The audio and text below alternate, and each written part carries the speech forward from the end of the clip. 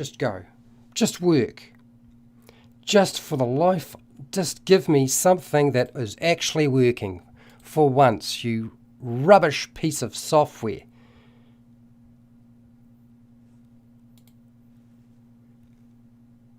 Is there anything that is ever going to work in this? Oh my gosh. YouTube, you have got to get your stuff together because this is just appallingly annoying. Nothing works properly. If it did work properly, I'd be happy, but it doesn't appear to be. It's still trying to... Welcome to the internet. Oh. Frankly, this is just ridiculous. 30. So it says that I'm now live. So where is the stream? I don't see anything that looks like a stream. Instead, I get some sort of rubbish. Just...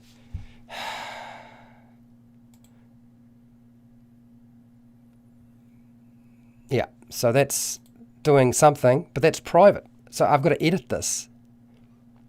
Video is not available. Oh, I wonder why the video is not available. I'll tell you why, because the video is not available because the sodding thing, video template, no, edit.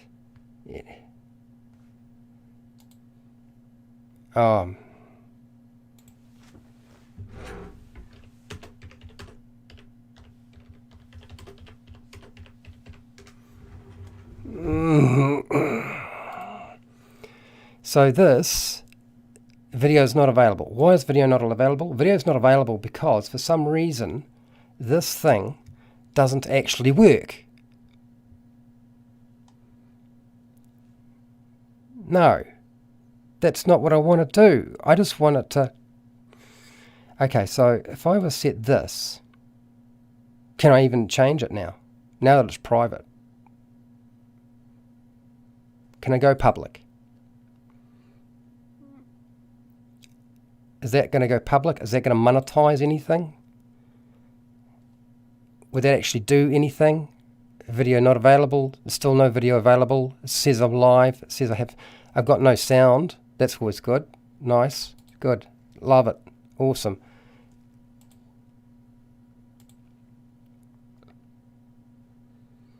Okay. This is where I'm starting to really get angry.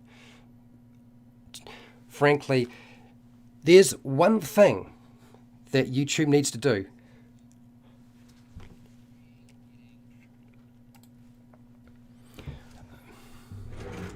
I have managed to get a live stream working. It has no real name, but you can hear and see me. There we go. Check the home page. This is what happens when things go completely haywire. Do you know what I think of you, YouTube? There's a face. I'm sure there'll be a face that'll come up. Think of YouTube. I think so little of you. I hate you, YouTube, so much.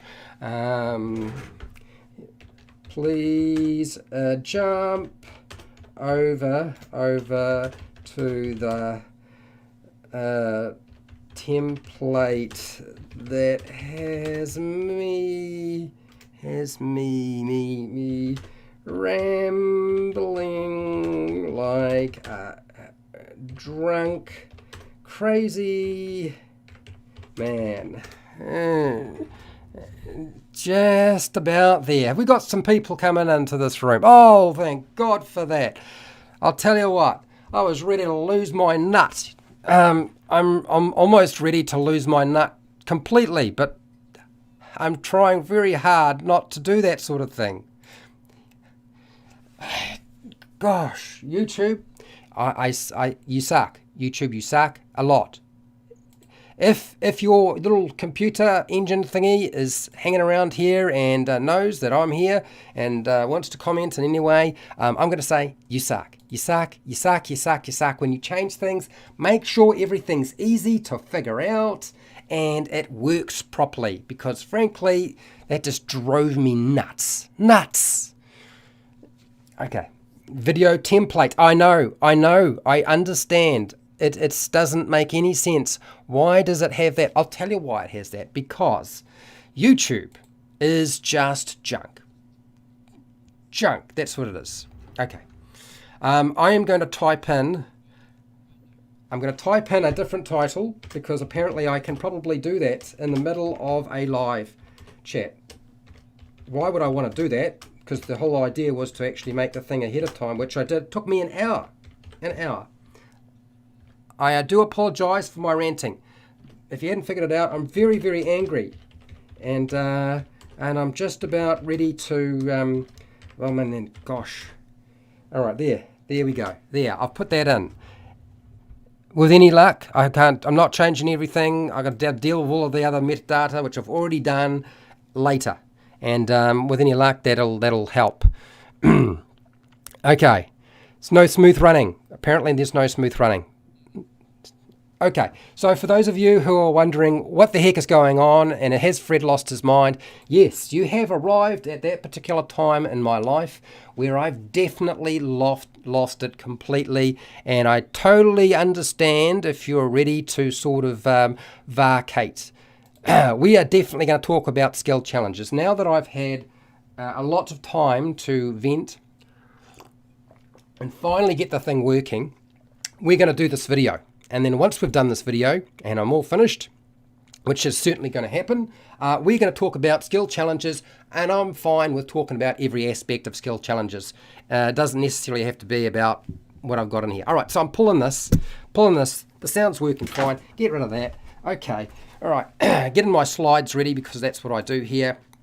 And just give me a second to sort of settle my nerves, calm down just a fraction after the trauma that I've gone through, and we will get on with actually doing the topic at hand.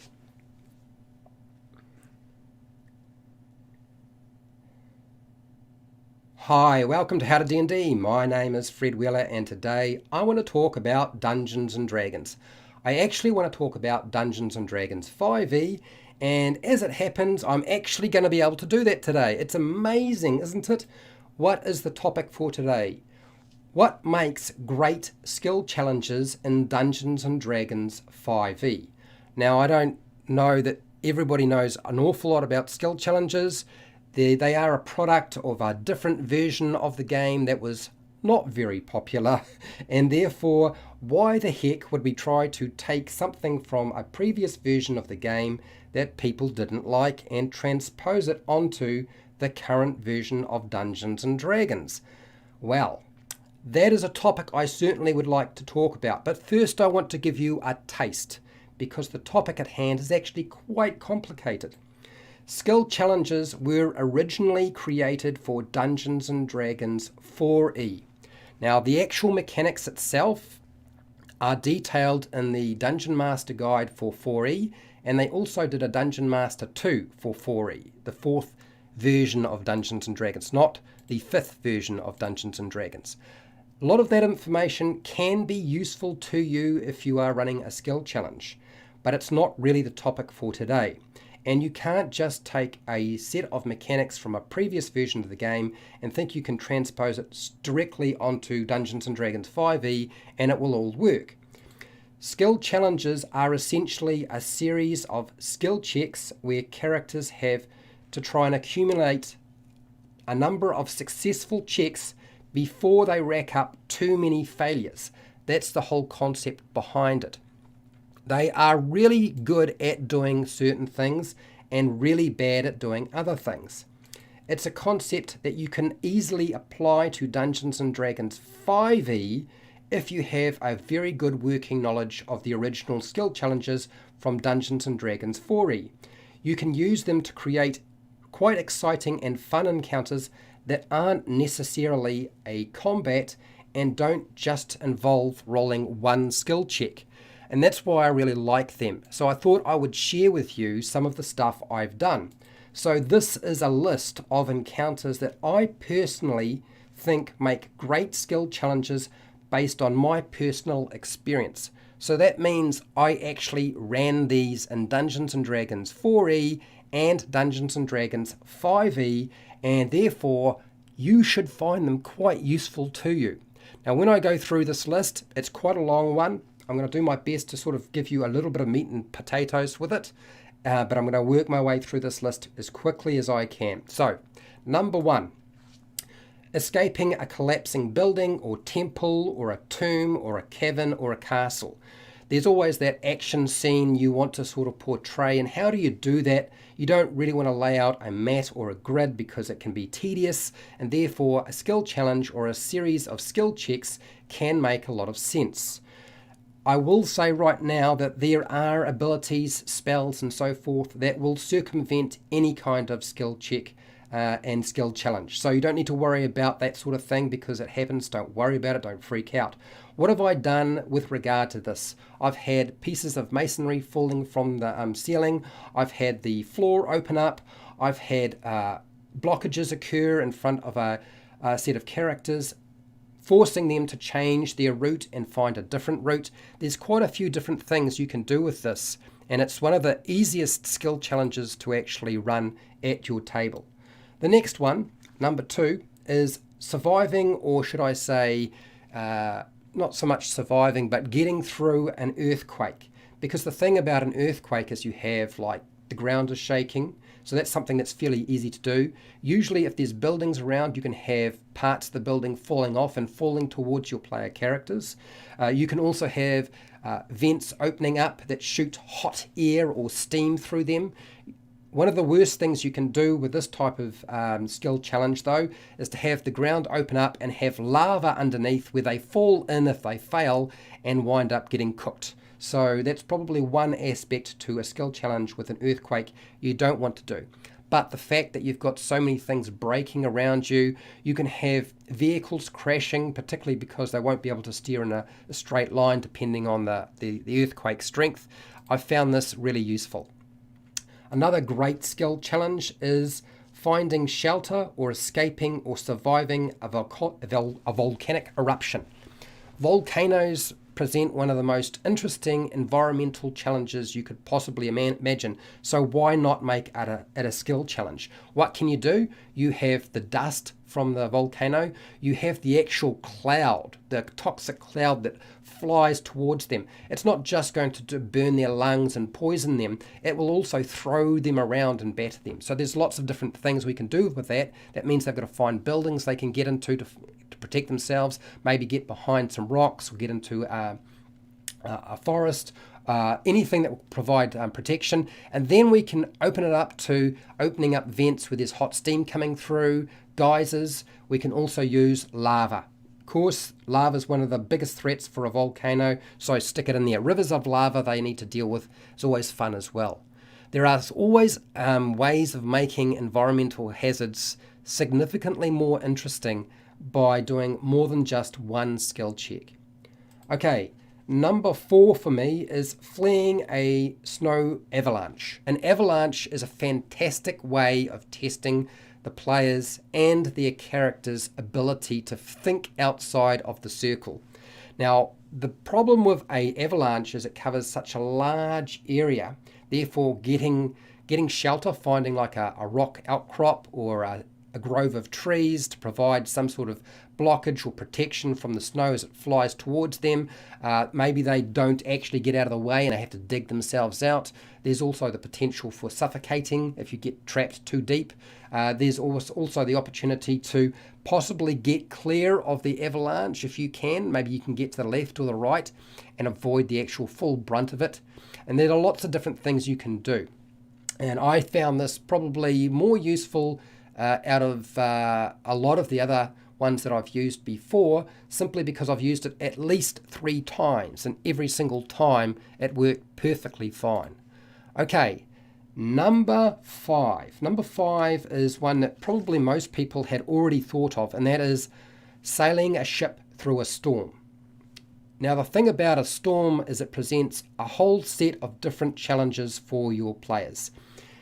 And you will have noticed that almost every single idea that I have thrown at you absolutely forces every member of the party to be involved. They cannot rely necessarily on whoever is the best at doing something. Now, the great thing about a storm is you have lightning can strike the ship. You can have a freak wave that tries to tip the boat over, which means they then got to control the ship and force it into the waves so that I don't want to getting capsized and knocked sideways. That's the worst thing that could possibly happen. The strength of the wind blowing against the ship's sails, so taking down the sails fast enough before they get torn and ripped to shreds. A mast being destroyed or wrecked because there's too much pressure on them is another way you can sort of look at it.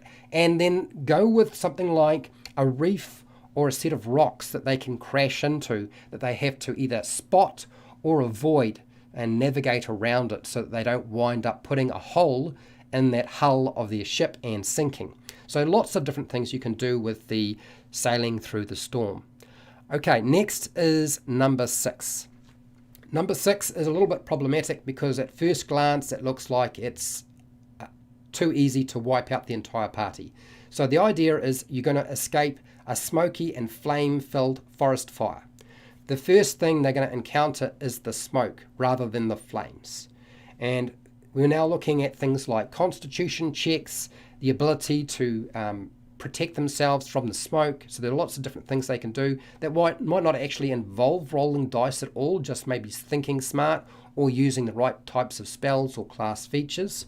Then you have avoiding the animals that are fleeing from the forest. And then you have the actual flames, particularly if they go in the wrong direction, because you've got to find your way out of a forest fire. Sometimes that's not very easy to do. So navigating, so there's another set of skills that can be used around that. Survival would be, say, one of those. And then you're dealing with the heat from the flames. Maybe you actually have to run through a section of flame to get clear of the forest fire. So I find this a really useful one too. It's very destructive, kind of funny at the end though.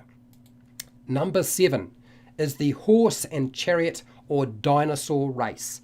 Any kind of race really. It could be on foot, it doesn't really matter. Now the idea behind this is that people are playing dirty. With a dinosaur race, there's the opportunity to bash your dinosaur into somebody else's dinosaur, knocking your competitors out of the way, making it easier for you to actually get that number 1 spot that you want, or at least survive the race and not get trampled or eaten by somebody else's dinosaur. The other thing is you can think about obstacles, because there's always some idiot that will try to run across the track that you're using. So maybe you have to avoid a spectator who's decided they want to get up close and have a closer look. Maybe you won't care about that, but those are the sorts of things I would suggest. And also think about the environment in terms of how much space. Cornering is a big factor with any kind of race. So therefore, cornering through tight streets and so forth with dinosaurs wouldn't be that easy to do. So then there's another set of skills that might be involved. Now, there's a lot of animal handling here, but not necessarily only animal handling. There might be other things you can tie into this. But I find that dinosaur racing, chariots, and horse racing, I have used specifically the horse and the chariot. I don't think I've used dinosaur, but I have used dinosaurs where people have ridden them from one place to another. Okay, my next one is the flee or escape the stampeding animals. It can be any set of animals. There might be a variety of different reasons why they've started to stampede towards the group. But the thing is, this presents the opportunity to, 1, try to outrun the creatures, or maybe a clever player will find themselves in a position where they're simply too close, but they try to do a Legolas and climb onto the creature so they can ride it and stay out of harm's way. Maybe they have to find a tree and climb up that tree. Maybe there's a section of rocks that they can climb onto, or at least get behind so that they don't get trampled. Maybe there's a river that they can get into, because usually stampeding animals don't like to stampede through a section of water. They'll tend to stay with hard ground. So those are different ways you can apply the stampede. Okay, this is usually stipulated as one of the most common types of skill challenges. Number 9 is a chase through the city, say after a pickpocket or after some sort of assassin who's just killed the queen. But rooftop chases, big factor. Now, why are they so good? Because you can bring into play the concept of jumping, that's athletics, possibly even acrobatics. You've got the opportunity to have sections of the roof fall away. You've got the opportunity for the person who is fleeing to throw something at them. So an attack roll, maybe they throw a dagger behind them as they're going, or they drop a few caltrops to make your life more difficult, or at least the player's characters more difficult during the skill challenge. So a lot of different things you can do. And then there's the threat of falling off the roof onto the ground. So what we're doing with the skill challenge is we're trying to look at events or obstacles we can present in front of them. And rooftops certainly do that. Okay, number 10. This is a weird one. I've done this once. And that's riding down a lava river, or a magma river if you like, on a raft designed for magma and lava. So you might say it's a stone raft, or it might be some sort of specially designed raft. Now the great thing about this is there's so many things that can go wrong. What I love about it is you've got the heat from the lava, you've got the flow of lava coming down the sides towards the main stream of the river. You've got the possibility of jets of lava squirting out, heat, steam, and little boulders collapsing down off the sides. Pardon me, I need a drink.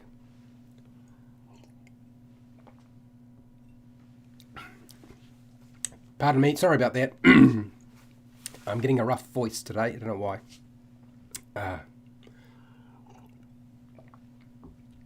So, the lava river, really good, presents the opportunity to use something like a constitution saving throw, and there's no way that anybody can get out of using their skills or using some way or not being involved in the whole thing, because they're all there all at the same time.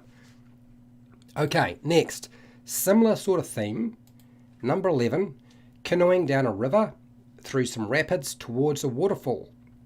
Now, what have you got? You can have somebody attacking them from the shoreline with arrows. You've got the ability to try to navigate through the rocks. You've got to deal with the flow of water. You've got to deal with the possibility of going over a small waterfall and then dropping down and still maintaining control of the raft. There's also, and look, if you're going to put a waterfall into something like this, make sure it's at the very end of the actual skill challenge. Don't stick it in the middle, okay? Because that'll sort of unwind everything. Usually a large waterfall will mean that rafting down there is not going to be quite so easy to do anymore. So that's another really good one. I found that to be very, very simple and easy to run. Now, I've already talked about this one, and that is fleeing from a colossal sandworm. Did a video on the topic, and I believe that I presented different obstacles. One, the idea of trying to get clear, trying to hide from the worm so you weren't noticed, having to navigate through an oasis as you're being chased by the worm, having to get through an encampment, maybe some desert-dwelling individuals have an encampment that you have to either ride through or run through to get clear, a cactus field, all those sorts of things. And even just the shifting of sand presents an obstacle or challenge or event that the players need to react to. So, and then of course the final one will be will the worm actually swallow them or not? And just because a worm swallows you does not mean the adventure ends. Next is number 13. I've talked about this briefly in the past, and that is a skill challenge where you are dealing with or disabling a trap room with a time frame or timer set into it with a complex mechanical device. Now, the reason this is a really good one is that because it forces everybody in the room who's dealing with the flying darts, the flame jets, the moving floor, the spikes coming out of the floor, the moving walls, and everything else you can possibly imagine. It's like the danger room, basically, for the X-Men. And then, of course, you've got somebody who's got to try to disable all of this while the rest are dodging and trying to stay alive. It actually makes a really good skill challenge.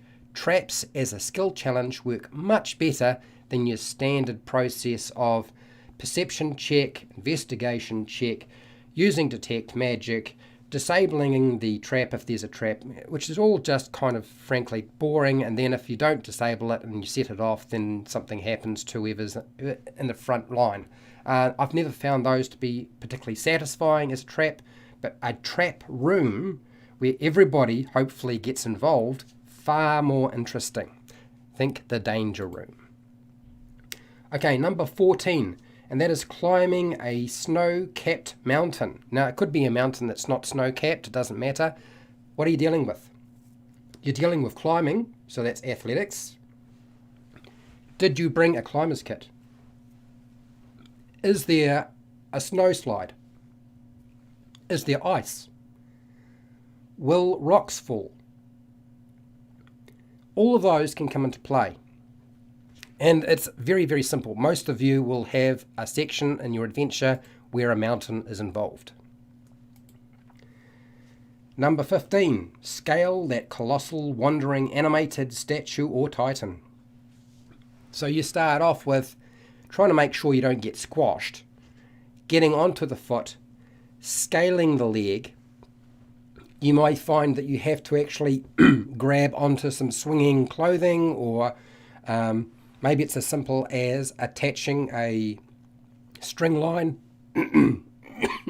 Pardon me.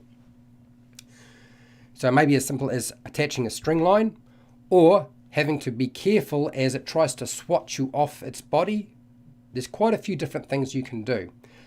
I have to say a lot of it will be very focused on the athletics check and the acrobatics check. But you can also include attacks made on the character as they're climbing up the statue or the titan. Okay, infiltration. We use that quite a lot in Dungeons & Dragons. What about if you want to infiltrate a orc warband encampment or a baron's fortress, or you just want to try and get past all of the modrons while you're in the world of Mechanis? So, how do we deal with that? You present them with a lot of different events. And then the group makes checks. It won't be just one individual. Yes, it's heavily focused on stealth rather than athletics and acrobatics, but you can still include those sorts of things. You may even want to tie in as a consequence, if they botch things up badly, a combat. Now, it would come down to disposing of those individuals fast enough before they can set off an alarm, because then, of course, if they don't stop the guards or whoever they have been spotted by, you're then going from an infiltration skill challenge into the chase skill challenge, as they have to flee from modrons or orcs or the baron's forces. Use this many times. Okay, next, last one. Number 17 is the warship to warship or sailing ship to sailing ship sea battle. So many things come in here. You've got cannon fire, making sure you aim and hit your target, dealing with fires on board your ship, dealing with setting your sail so you're sailing in the right direction, maybe steering your ship away from a ship who's trying to ram into you, or maybe trying to ram your ship into somebody else's ship. Then, of course, things get close quarter. Maybe you need to get alongside them so you can throw grappling hooks over the side and hook that ship. Lots of different skills coming into play. Once we get close enough, we can shift from the skill challenge into an actual combat, and then you can play out maybe a small section of that combat on board the ship. These are my ideas that I have personally actually used at my table, and they worked fine. Didn't matter if it was 4E, and it hasn't mattered if it was Dungeons & Dragons 5E, but the thing you will notice about all of them is they are designed specifically to include all of the players, so that nobody can sort of stand back and just rely on somebody else. And the other thing is they are all very action orientated. Now I know what people are thinking. Yeah, but Fred, what about things like the knowledge checks? What about those sorts of skill checks? How do we make them come into play? Well, they will often be used as secondary skill checks with these sorts of things. And I don't want to go into how I actually run a skill challenge because that would take quite a bit of time. So what I want to do is I want to give you the ideas for things that worked for me, and now you'll take that, the ones you like, and integrate them into your game and see how they work for you. And I will give you all the tools eventually that you will need. So if you like this video, go and check out the video I did on escaping the colossal worm. There's a fleeing a colossal worm skill challenge that I went over. It sort of lays out some of the basic mechanics behind the idea, plus sort of what sort of could take place, and it's up to you to sort of decide how you want to make and shape that and form that in your own game. I have hundreds of videos for players and dungeon masters. You are welcome to go and check out. There's every aspect of the game sitting out there somewhere on my channel that you're welcome to go and find. If you want to support the channel so I keep doing video content like this, well, you can do that by checking out my Patreon page where you get access to the written video transcripts and notes, and also all of the live streams, so you don't have to be subscribed, notified, and hitting the bell button and all that sort of stuff. And I have merchandise shelf underneath all of my videos. I also just say, look, if you can't do that, that's all right. Just watch my videos. That's fine too. Make sure to share, like, and subscribe. Hit the bell button to be notified when I go live and when I publish new videos. And hey, till next time, keep rolling those 20s.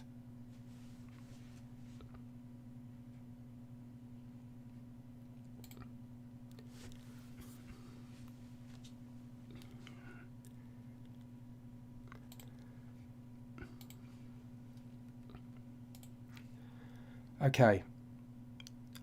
I am so sorry to everybody who found that I was having so many technical difficulties with YouTube.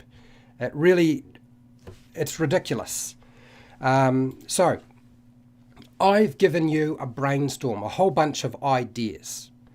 And that means, like I often do, I will break up an idea into a series of different videos, because skill challenges are not a one video topic. They're too complicated to actually do it any other way. And I think what I will do is I will very quickly, Matthew's here. Yay. And D&D Homebrew. Hi guys.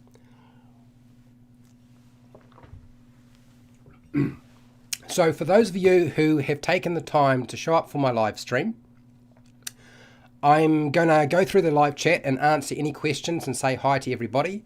And then I'm going to throw you a bone. I'm going to throw you a bone in the form of what sort of content and some of the things I will discuss in future videos, provided this video doesn't bomb and sink like a ton of bricks. So we'll see how we go with that. And so I'm going to say hi to Dear God. How's it going? Fred Hubbard's here. I apologise. I have tried to sort of do the salt water through the nostrils thing, and I'm having a lot of phlegm problems. It's winter here in New Zealand. Hi Gray, how's it going?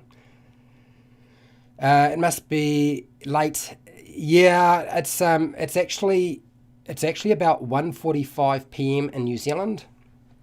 John sees me. Good. Sam is here. Yeah, I try not to keep you on your toes if I can help it, Sam. Not with regard to this. No, it's YouTube. I blame them. If they can hear me, I blame you. Okay. All right. Richard here. Yeah, I understand. I did change the title on there. Dear God is here. Kevin. Hi, Kevin. Thank you for doing this, even though, well, you know, I know what you mean. This is actually, I wouldn't say requested, but I had one of my patrons say, look, Fred, can you start talking about some of the mechanics and the ideas from previous versions of Dungeons & Dragons and how to apply the good ones to Dungeons & Dragons 5e? And I thought, well, yeah, actually, kind of got that stuff coming out anyway, so that'll happen. Okay, what do you got here, Fred? I never did a skill challenge. I just insert little places the PCs get to use their non-combat skills. Yeah, and I totally understand. And there's a reason probably why you did that, Fred, because it was Dungeons and Dragons 4E, and it was not a very popular system whatsoever. Ugly Weirdo, how's it going, Ugly Weirdo? Dungeon, I'm not sure what that means, dear God. I have no idea. Okay. We'll keep going. Answer. I do not understand, dear God. Have no idea what you mean. Okay, Sam, what do you got here? To catch up with the live feed, I'm watching from the beginning on 1.575 speed, and hearing Fred rant at super speed is quite entertaining. Yeah. Okay, so I do apologise for my crazy talk at the very beginning there. It does happen from time to time. Wizard033. Hello, Fred. Hi, everyone. Okay. Oh, by the way, Matthew, the only reason I haven't got back to you by email is because work. You know what it is. Work full time. Sometimes things happen. And I'm supposed to be linking up with Wally DM tomorrow. And so I had to make sure I did all my homework and I was ready for that. So, yes, you will see some videos fairly shortly with me and Wally in, again, for those of you who might be interested. And we will probably be covering the concept of traps and skill challenges being integrated, for those of you who are actually interested in seeing how that might look. And we are definitely going to use something that you are familiar with. King of the Ones. Looks like they passed a fireball save. Yeah, maybe. You like the image? I thought that image, Matthew, really sort of highlighted what a skill challenge can really sort of mean. And I made the terrible mistake when I ran the Lava River skill challenge of making it too long. My players loved it, and it took a long time, a lot of the session to actually get through. But I regret having so many different things occur during that skill challenge. And you know why I did that? Is because I was a stupid idiot, and I actually paid attention to what was in the Dungeons and Dragons 4E book on how you're supposed to construct a skill challenge. So let's have a talk about some of that stuff. Mustafar, yes, absolutely. Yeah, exactly. Yeah, Rooftop Jason Bourne skill challenge. And if anybody's watched Jason Bourne, they'll understand that using a skill challenge in that way can be quite interesting. There's no real easy way of doing that. Hensenberg. Look, if I got your name butchered, I do apologise, and I'm glad you like my channel. Okay. And for those of you who do not know about Matthew Perkins, he runs a YouTube channel. You should go and see his stuff. I can't think of a YouTuber who is more out of the box and has some more peculiar videos than Matthew. Still, he's worth your time. Trust me. He is definitely not vanilla YouTube. I'll tell you that right now. And he has a wide variety of things. And I do believe he's working on The Lost Mine of Phandelver. And if, for any of you who know about me, I have a lot of videos on the Lost Mine of Phandelver, and you should go and watch his video on the Lost Mine of Phandelver. And I believe he has a series of them coming. And then D&D Homebrew, probably one of the smartest YouTubers I've seen on the platform for a very long time. In fact, I'm finding it hard to remember if there was somebody who's done it better than he has.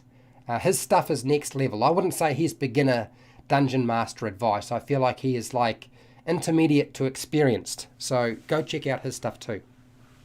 But if you have a look in this skill challenge dungeon master guide for 4E, they've got this appalling system set up, and that is 1, skill challenge complexity. Now, a really simple skill challenge is supposed to be 4 successes before you get 3 failures.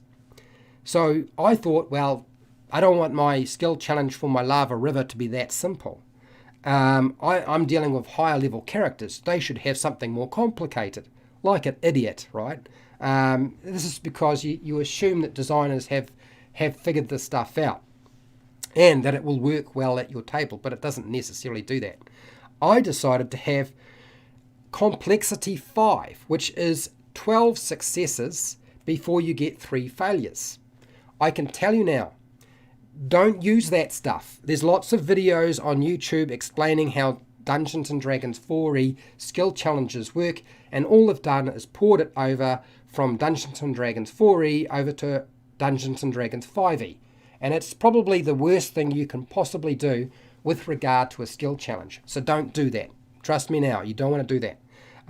Then, I believe it's on page 80 of the, this is the book I'm talking about, because there's no real book for Dungeons & Dragons 5e, so you have to make some adjustments.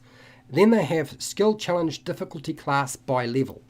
So in other words, they set sort of like what is easy, medium and hard, what sort of DC would you set for those skill challenges if your characters are level 1 to 3 or level 4 to 6. Again, it's actually really bad advice. Ditch that nonsense completely, don't even worry about it. Why is that? Because Dungeons & Dragons 5e works on the concept of DC 5 being very easy, and DC 30 being near impossible. And it's much better for a dungeon master, I think, to actually decide what they think the difficulty class should be for a particular task. And then once you've done that, just leave that. Now you're thinking, okay, but hang on, Fred, what if I have a DC of 20 or 25 and the characters are only level 1? Well, here's the thing I discovered. You don't change the complexity of your skill challenge because they are at a higher level or at a lower level. You don't change that. You don't change the difficulty class because they are a low level or a high level character.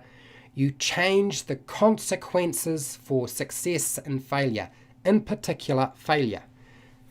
You can change the damage output and the types of conditions or exhaustion they suffer during your skill challenge. They might not even be as simple as taking damage or contracting or getting a condition or becoming exhausted as a failure. Okay, it might be simply a more story and narrative description that changes the way the story flows. And I can't really give you too much to say other than say, think about it this way.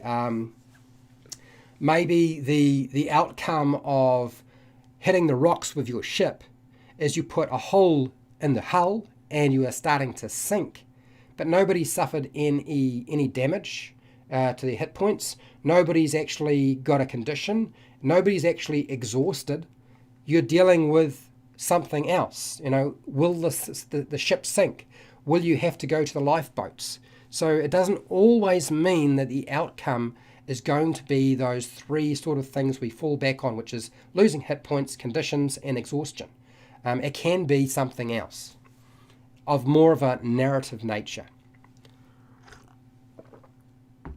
So, now when you look at something like the skill challenge, they break it up into bits and pieces for you.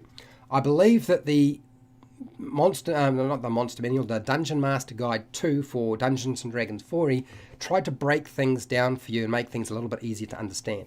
I'm just going to go through the chat real quick and then we'll go back to talking about the mechanical side of skill challenges and giving you a few tools and tips.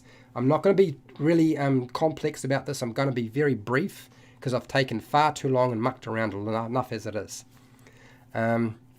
Okay. No, I wasn't going to leave as it happens. Normally what I do is I do a presentation, and then once I've done the presentation, I open it up for questions and answers at the end of the live stream. So that's sort of how I work. And that's usually where people get to ask questions, and I give you a bit more, because I figure if you come for the live stream and you're willing to hang around this long, you should get a bit of extra stuff as well. Okay? Right, so if Hubba, you're only 16 hours ahead of here. That's right, 16 hours ahead for some people. Sometimes it's a bit different, depending on where you are. Hi Joe, how's it going, Joe? Thanks for the video, sending it to my DM. Okay, all right, Joe, that's great. I'm glad to hear that. There will be, I didn't say so, but there will be an edited version of the live stream. but it comes out like days later once I'm organised and YouTube's processed the whole thing, okay? So there will be an edited version of the thing, but I take out all the Q&A. All the stuff is gone. No face, just images and me talking very fast. Okay, Sam, the Dungeon BS comment up above are referring to typo in the video title. Did I do that? I do have a, yeah, that was me rushing. That's what it is. That probably confuses people completely. They're wondering, what the heck is that? Can you explain? Oh dear. Oh dear. Okay, Sam. The third-party campaign I'm running had lots of skill challenges, but they specify what happens if there are failures, which is great for new DMs like me. Yeah, so here's the thing. Specifying the failure is really important. And yeah, different levels of exhaustion can work well, because often it's a mechanic we hardly ever use, but it's not the only thing we can use with skill challenges. One of the things you'll notice is that skill challenges, when you look at how they're broken up, are made up of a couple of different things. There's the tendency for players to rely on whoever has the best modifier to do the skill challenge, and then everybody else will stand back and have nothing to do with it. This is something you want to discourage.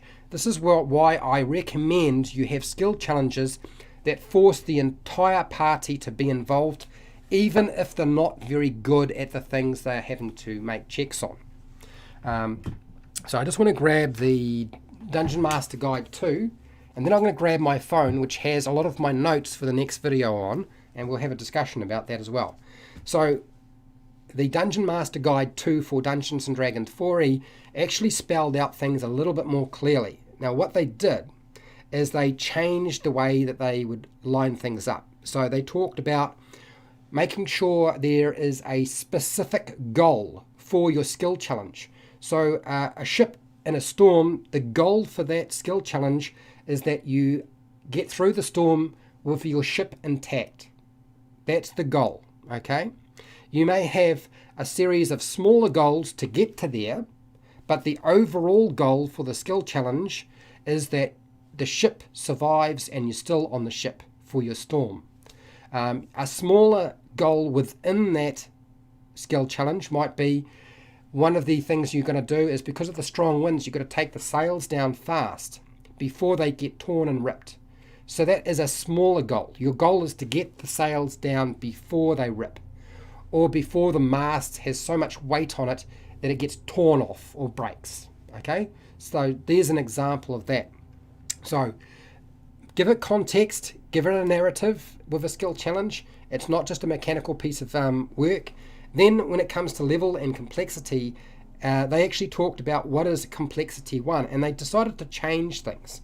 They decided that you only needed 4 successes for complexity 1 and 2 failures. In other words, they changed the number of failures you would get overall to fail the whole thing, and then that was supposed to be a fix. I can tell you now that overall failures is not necessarily something you want to focus on.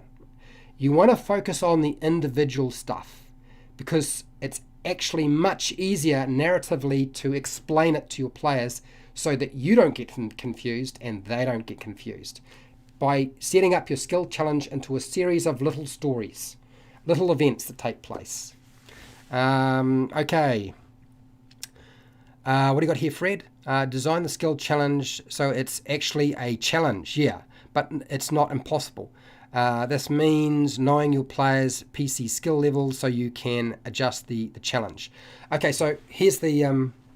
all right, Critical Role is starting. I understand, Fred. I'll see you later. Bye-bye. And then I know a lot of people will need to leave. But I wanted to sort of discuss again, when it comes to skills, don't get caught up in the fact that, you know, they have to use a specific skill for a certain part of it. If that makes sense what they're trying to do, then they could use something else, and it might not have anything to do with rolling a dice. It's entirely possible within a skill challenge to get automatic success if the players do something that is so simple that there isn't really a chance of failure, with something as mundane as a piece of string. And you guys know about my adventuring gear stuff as it is, probably.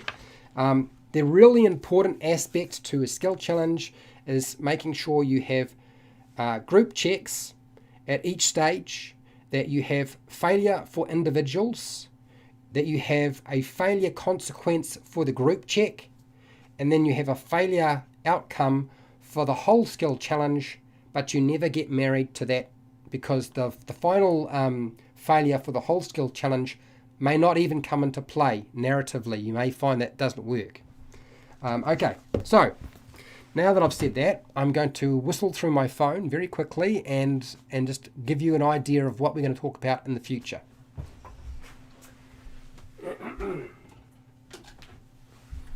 Okay. I didn't go. I just looked like I was going. And right now they'll be doing the ads, I'm sure, which of course is like the best part of it, right? Okay, so this is some of the stuff that you're likely to get in future videos, okay? I do not like skill challenges that are around research and opening portals or doing rituals, because they're boring. I always found them to be really boring, and I do not encourage them as a skill challenge. They're actually better as just a single dice roll, and that's it, okay? So that's just my advice to you. And the other thing is, when you design your skill challenges, you need to think narratively. Tell a story, give them events, present different obstacles at each stage. That's a really important aspect to a skill challenge. Make sure to define your goals clearly. You're defining the goal for the particular event or obstacle. You're defining the goal for the overall skill challenge and what you're trying to achieve. And you're defining the goal within an individual, what they're trying to do. Are they trying to not take damage from falling rocks by making something like a dexterity saving throw or even an acrobatics check? You can use any of those. It really doesn't matter. Make sure to get the players to explain clearly what they're trying to do with their character. Do not fall into the trap of them saying, I'm going to use my athletics and just rolling a dice. They actually have to tell you what the heck they're doing. Okay, really important. I've already said involve everybody in the group. Don't use long skill challenges. I've found that between 4 and 5, I would say maximum of 5 group checks is enough. And a maximum of 5 checks full stop if you decide not to use group checks, which I don't think is a good idea. That's enough. Otherwise, it just gets boring and actually too hard to hold it all together. Make sure there's a primary skill check for each stage, but they can also potentially make a secondary check. Now, the idea behind the secondary check, and these will involve things like knowledges and different skills that aren't used as your primary skill check, that will give you either a bonus or a disadvantage. So you might be able to make a knowledge check on nature for avalanches. So you've got a better idea of how they move to give you a better chance of getting clear of it. That might be part of your check. That's your secondary check, nature check. So when you make that check, if you succeed, you give them advantage on the primary check. And if they fail it, then you give them disadvantage on the primary check. Or you might apply a plus or 1 or a bonus to their dice roll for the primary check, or you might apply like a -1, -2. I don't recommend doing -1, -2 or +1, +2. We're really going back to old mechanics in Dungeons & Dragons 3.5, and advantage, disadvantage, nice and simple. That's what I would use. If you have an event or an obstacle in your skill challenge that would end the entire skill challenge, like the ground opens up below them, and you're going to have them fall down into a cavern of water, that's essentially ending that skill challenge more than likely. All right? So if you're doing those sorts of things, make sure you don't kill your players' characters off with the last event. That can be one of the temptations as a dungeon master. You need to have those events that will bring the whole skill challenge to an end as the last event. the last obstacle. And try not to be too ruthless. Arrange different consequences, as I said, throughout your challenge, and do not be married to the overall skill challenge failures. That is probably one of the weakest elements I've found with the Dungeons & Dragons 4E skill challenge, is being married to the final outcome of a skill challenge. Because it's entirely possible that somebody might decide, okay, our skill challenge is we're dealing with a murder boulder. It's rolling towards us, and we've got a whole lot of different things we've got to navigate, like Indiana Jones and the Temple of, and not Indiana Jones, the Temple of Doom, Raiders of the Lost Ark, where he has to jump a pit, and then he has to get across a whole lot of dart traps. There's a whole lot of pressure plates, and then he's got to get through duck under a section of light and avoid the wall of spikes, and then he's got to run through a wall of webs where there's spiders, all those sorts of things. What if the player casts Wall of Force? Bam, right where that murder boulder is, and stops it dead in its tracks. So that's why I say don't get married to that sort of thing. Remember, class features, spells, magic items, clever ideas, smart use of mundane equipment, all of those can make a big difference in a skill challenge. Be wary of individuals who want to try to make one dice roll for everybody, but if it makes sense that they should be able to do that, with regards to, say, a secondary check, to give everybody advantage or apply disadvantage with the information they collect, then you could do that as well. So that is a big breakdown for me.